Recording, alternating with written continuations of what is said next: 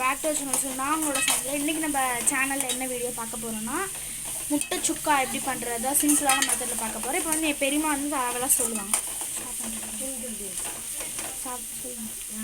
இதில் வந்து எண்ணெய் ஊற்றி கடுகு போட்டுட்டு பச்சை மிளகாய் அஞ்சு பெரிய வெங்காயம் பொடிசாக நறுக்கினது கருவேப்பிலை கொத்தமல்லி போட்டு வதக்கிட்டுருக்கிறேன்.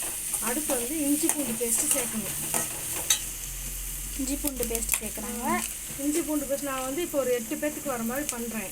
அதனால் ஒரு 1.5 டேபிள் ஸ்பூன் வர மாதிரி இஞ்சி பூண்டு பேஸ்ட்டு சேர்த்துக்கணும். அது நல்லா வறுத்து அது நல்லா வணங்கணும்.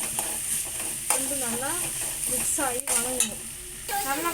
ஓகே, இப்போ வந்து இஞ்சி பூண்டு பேஸ்ட்டு வணங்கிடுச்சு. நெக்ஸ்ட்டு தக்காளி போடுறாங்க. 5 தக்காளி பொடிசாக நறுக்கினது 5 தக்காளி.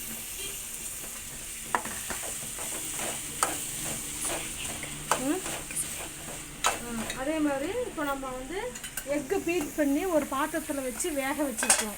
அது வந்து 12 எக்கு. அது சரியா? இப்போ வந்து வெந்துருச்சான்னு பார்க்கலாம்.